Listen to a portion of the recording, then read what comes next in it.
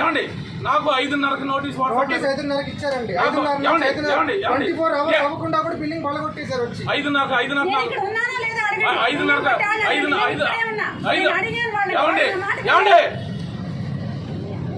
నాకు నోటీస్ ఇచ్చాడు.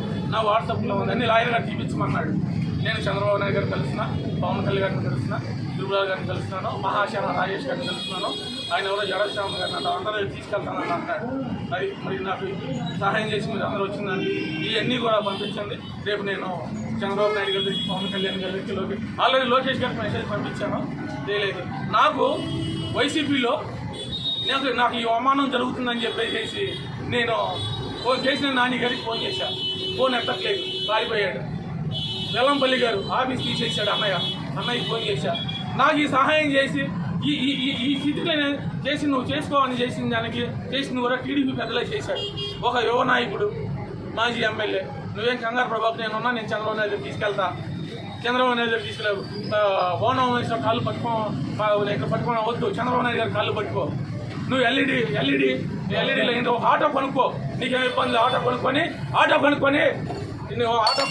నువ్వు ఆ ఎల్ఈడీ పెట్టుకొని నీకు జరిగిన అవమానం చూపించానని అంటాడు. నేను సుదీర్ఘకాలం టీడీపీలో ఉన్నాను. ఇతను ఏ రోజు కూడా పార్టీకి క్రమశిక్షణ లేడు.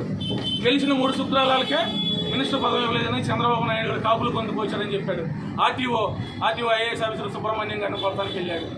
నేను మంచి సలహాలు చేశాను. ఏది ఇతను చేసిన మోసాలకు ఒక పారిశ్రామికవేత్త కేసులు పెట్టించాడు. ఆ పారిశ్రామికవేత్త చంపేస్తాడని తిరుగుతూ ఉంటే నేను కాపలా ఉన్నా. నువ్వు మాదివాడివి, నువ్వు వెనకాల ఉండి ఎస్సీ ఎస్టీ కేసు పెట్టిద్దామని చెప్పేసి ఆ పారిశ్రామికవేత్త చెప్పాడు. ఆ పారిశ్రామికవేత్త ఎందుకు చంపేస్తున్నాడు సార్ అని అంటే, లేదు 70 కోట్లు తినేశాడంట. ఆ పారిశ్రామికవేత్త దగ్గర 70 కోట్లు తినేశాడంట. ఆయన పగబట్టాడు. ఆయన వల్ల ఒక అతను చచ్చిపోయాడు, వయసేసి అతను ఒక అతను చచ్చిపోయాడు. ఇవన్నీ గమనించి కోణం మనుషులకు ఒకటే చెప్తున్నాను, నేను నీకు అన్యాయం ఏం చేశాను, నువ్వు గెలవటానికి నేను మల్లాది విష్ణు గారిని అలాగే గౌతమ్ రెడ్డి గారిని ఓడించాను. తిరిగా గౌతమ్ రెడ్డి గారు ఇలా చేయలా, మల్లాది విష్ణు గారు ఇలా చేయలా. ఇవాళ వైసీపీ పార్టీ నాకు అండగా నిలవలా. కోణం మల్లాది విష్ణు గారు అండగా నిలబడ్డారు. నా బిల్డింగ్ చూసి వచ్చేలా, నేను ఊళ్ళో లేను, నన్ను చంపేస్తాను, చిరోమరణం చేస్తాను. నాకు హ్యాపీ ఉంది. కోణం మహేశ్వరరావు సునకానందం పొందు, ఏమీ పర్వాలేదు. ఇవన్నీ బెదిరించడానికి ఏంటో తెలుసా, మాస్టర్ మైండ్ అని స్కూల్ ఉన్నది, ఆయన పగలకొట్టి ఇచ్చాడంట. ఆయన 15 లక్షలు 10 లక్షలు ఇచ్చాడు బాధ్యత ప్రచారానికి. బస్సులు పంపించాడు 2014లో. ఏంటంటే ఇవన్నీ భయపెట్టి పోలీస్ ఆఫీసర్ల పోస్టింగ్లు, ఏఈలు పోస్టింగ్లు అంటే 5 లక్షలు 10 లక్షలు బేరం పెట్టుకొని చేయగలరు. ఎవరు వెళ్ళొద్దు. నేను అండగా ఉంటా వైసీపీ నాయకులకి. నాకు ఇది చేసిన టీడీపీ వాళ్ళే నాకు అండగా వైసీపీకి నేను అవన్నీ పెట్టుకోమని చెప్పారు. నేను అండగా ఉంటాను, నేను తిరుగుతాను.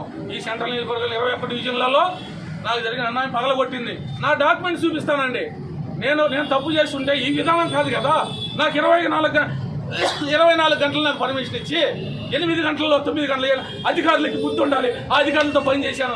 అధికారులు చాలా మంచి వాళ్ళు. అధికారులు ఒత్తిడి కూడా అవ్వకండి. అధికారులకు నేను అండగా ఉంటా. నేను చిన్నవాడినే కానీ అండగా ఉంటా. ఎందుకు అండగా ఉన్నానంటే శుద్ధుడిగా నేను రాజకీయ, నేను కార్పొరేట్గా పోటీ చేశా. ఇప్పుడు నేను ఆప్షన్ నెంబర్నే పోలీస్ ఆఫీసర్లో. ఇక్కడ పోస్టింగ్ తీసుకోబాకండి. వీడి దగ్గర ఇద్దరు మాకు దగ్గర పోయి వీడు అవమానపరుస్తాడు.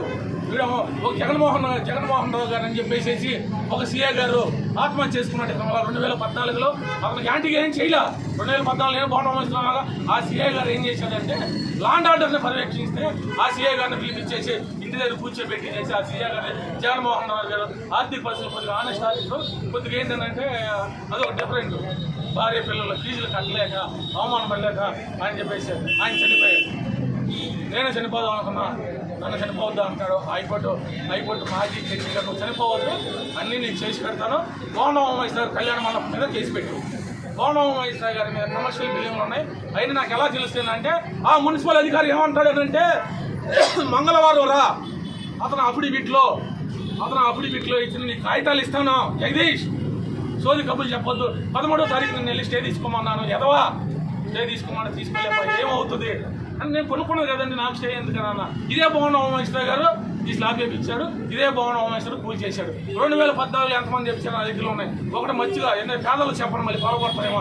చందనా బ్రదర్స్ మీద 500 చేయించాడు. ఇది పెద్ద విషయం అయ్యింది. గవర్నమెంట్ చంద్రబాబు నాయుడు గారు కూడా ఎవరిని వదలరు, ఎందుకంటే మంచి మనిషి. చంద్రబాబు నాయుడు గారు ఎవరిని చంద్రబాబు నాయుడు గారు అధికారంలో ఉన్నప్పుడే బోండమిశ్రం మీద ఎఫ్ఐఆర్ అయింది వదిన మీద. ఈ మాట చెప్పకూడదు, చెప్తున్నా. వదిన నాకు పిలిచి నాకు అంత అన్నం పెట్టేసి మీ అన్నయ్య మంచివాడు కాదు, నువ్వు ఎందుకు ఇంటికి రావట్లేదు అనేది. అందుకని ఇవన్నీ కూడా మళ్ళీ ఇంకో రోజు ఎంత చెప్పినా కానీ మీరు ఇవన్నీ చెప్పినా మీరు అన్ని ఫీడ్ చేయలేరు. చేస్తాం ఒకటే మాట చెప్తున్నా లాస్ట్లో, పోలీస్ అధికారులు పిల్లలు చదివించుకోవడానికి వాళ్ళు డబ్బులు అక్కర్లా, ఏ ఆఫీసులో డబ్బులు తీసుకోడు, ఇస్తేనే తీసుకుంటాడు. ఎమ్మెల్యే చెప్పాడన్నా కానీ వాళ్ళు కేసు కట్టరు. ఎప్పుడు కడతారంటే ముఖ్యమంత్రులు ఎవరైనా జరుగుతుంది. నేను సుధీర్ కావాలం పోలీసులతో నేను తిరిగాను, ఎవరు అరమకనే పోలీసులతో నేను తిరిగాను. పోలీస్ ఆఫీసర్ని అరే అంట ఐఏఎస్ ఆఫీసర్ని తిట్టి ఈ బిల్డింగ్ పలబడిచ్చారంట. ఏరా బోండమిశ్రం నీ పిల్లలు నాశనం అయిపోతారు, నా ఆవిడ బ్రాహ్మణుని చెప్పేస్తారు. నీ శిరుసు 100 ఒక్కలు అవుతుంది, 1000 ఒక్కలు అవుతుంది. నేను తప్పు చేసి వస్తే మా ఆవిడ నీ శిరుసు 1000 ఒక్కలు అవుతుంది అని అన్నది. జానకి 1000 ఒక్కలు అవుతుంది, 3 ఒక్కలు అయితే కుట్లు వేయించుకుంటా, 1000 ఒక్కలు అయితే అక్కడ నేను కుట్లు వేయించుకుంటాను. అది నా భార్య నడిపోయింది. అలాగే భగవంతుడు ఉన్నాడు, న్యాయదీక్ష చేస్తాను. పోలీస్ ఆఫీసులు కరెంట్ ఏఈలు డిఈలు ఇక్కడ పనిచేయొద్దు. నీతిగా మీకు 70,000 రూపాయలు జీతం వస్తుంది.